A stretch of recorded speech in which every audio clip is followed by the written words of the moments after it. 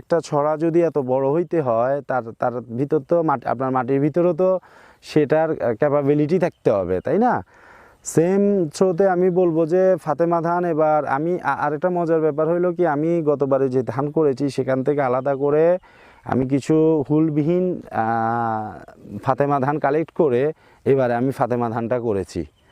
এবং আমার ধানে আপনার হুল নাই বললেই চলে। আপনি দেখেন এই যে দেখেন হুল নাই, ঠিক আছে? এই যে এগুলোতে দেখেন হুল নাই, দেখছেন ছড়া দেখছেন? তো ফাতেমা ধানটা চাষ করতে পারেন, চায়না ধানটাও চাষ করতে পারেন, লাভবান হবে কৃষক, কোনো সন্দেহ নেই। আপনি ধান দেখলেই বুঝতে পারবেন যে ধানগুলো আসলে কেমন হয়েছে।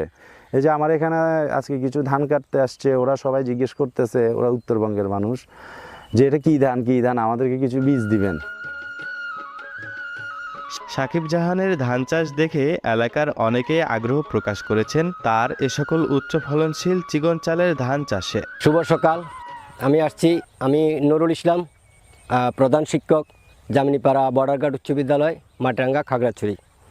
আমি এত দূর থেকে আসছি আমার বন্ধু সাকিব জাহানের ধান চাষটা পরিদর্শন করার জন্য। তো আমি এখানে এসে ধান খেতে এসে আমি একেবারে অবাক হয়ে গেলাম যে এখানে এদিকে আছে চায়না ধান আর এগুলো হচ্ছে ফাতেমা ধান।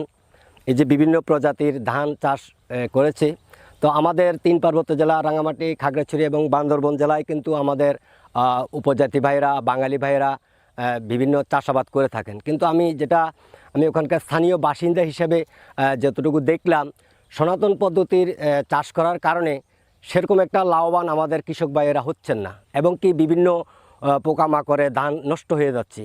কিন্তু উন্নত জাতের ধান যদি তারা এই ধরনের চায়না ধান এবং ফাতেমা ধান এই ধরনের ধানের বীজ সংগ্রহ করে যদি আমাদের 3 পার্বত্য জেলার যে সমস্ত উর্বর জমিগুলো রয়েছে সেগুলোতে যদি চাষাবাদ করা হয়, আমি মনে করি তারা আরও অধিক লাভবান হবেন এবং দ্বিগুণ লাভবান হবেন।